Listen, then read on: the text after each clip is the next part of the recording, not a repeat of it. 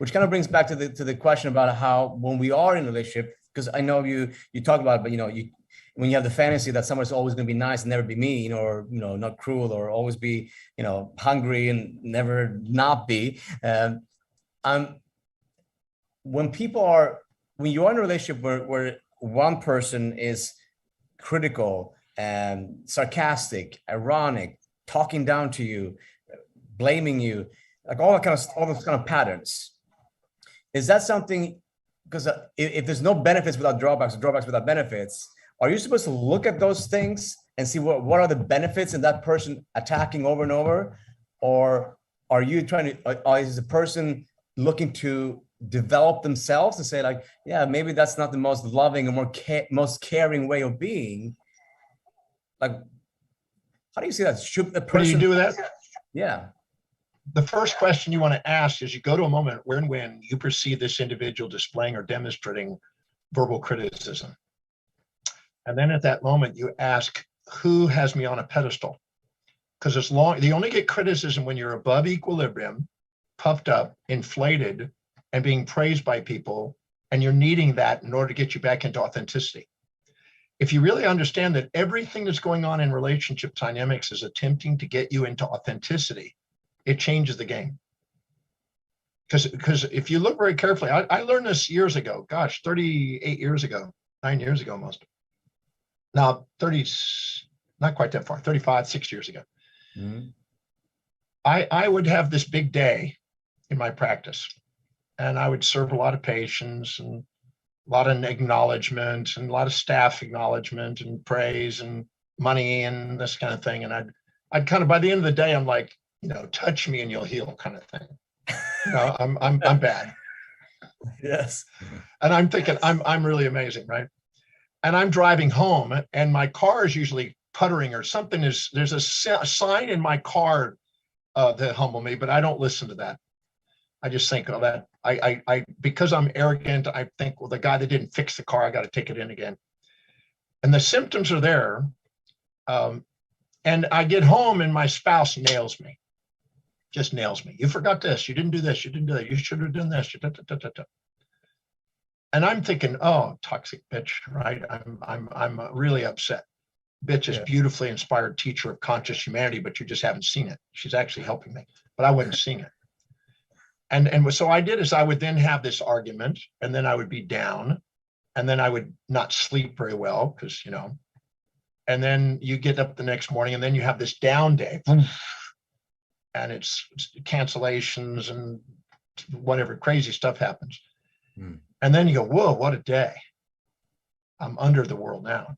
I come home and now she lifts me up. Can I do something for her? She gives me a shoulder massage, thanks me. I'm thinking, what's going down here?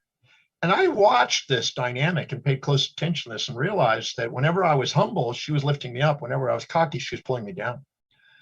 So then I started doing an experiment. I started asking questions. I still have the questions to this day, 30-something, 6 years later. Instead of me being cocky from my day, I asked the question, what patient's name did I overlook? What staff member did I not thank? What paperwork did I overlook? What person's name did I not acknowledge, or birthday or an anniversary? And I humbled myself, because if you don't govern yourself from within, the world around you has to govern you from without. And sociological feedback in the form of criticism in relationships and society or whatever are nothing more than feedback mechanisms to get us authentic.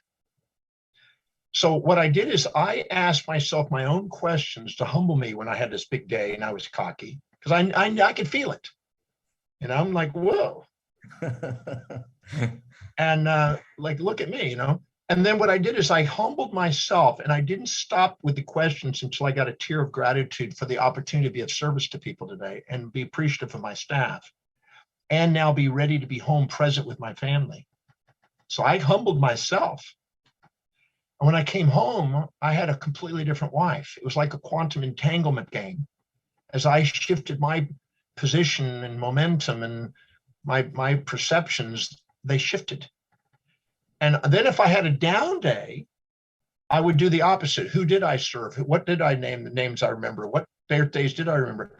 And I would not leave my office until I had centered myself. And I noticed that there was less chaos, less volatility in my practice and also in my relationship and my income. And I realized that unless you govern yourself, the world outside you has to. And you don't attract criticism unless you're doing something that's challenging somebody's values or cocky and arrogant and need humbling. It doesn't just come randomly. It's got a deeper meaning to it. And we are usually addicted to praise, and that's why we get attract criticism. And the person, whenever we're publicly getting praise and acknowledgement, we can almost guarantee our spouse is the one that's going to nail us with criticism. So I go and look for where's the opposite and what's the drawback of doing that. Because when I was addicted to getting praised by everybody else, I was not confronting them. I was not being accountable to hold them accountable in their healthcare. And when I finally got this balanced, I was more balanced myself in my public and private life. And then I got to be loved for both. It was really quite amazing. And it was a subtle feedback from the universe, the social and, the family dynamic to try to get me to be authentic. Because when I was authentic, I didn't find those swings. Interesting. I could see that around with a lot of, with clients but also, around the world, you see a lot of people that are very successful and that have these very stormy relationships. Because they get a lot of acknowledgement out in the outer world. Celebrities have to deal with this. I mean, when I work with celebrities, I constantly have to deal with that issue because they get thousands or hundreds of thousands or millions of fans that think they're rock gods or they're, superstars or whatever. And then they got this person or the tabloids to tear them apart. They have to have those in order to keep you stable. And people that don't honor that and don't acknowledge how important those critiques are to get you back into authenticity makes you lose who you are into kind of a narcissistic wonderworld. And they just want that. They want to keep the positive feedback. I mean, who was it? Some kind of comedian. Well, that's an addiction to a fantasy about yourself, which has to be humbled. And usually it does by traumas or tragedies or criticisms or challenges of some form.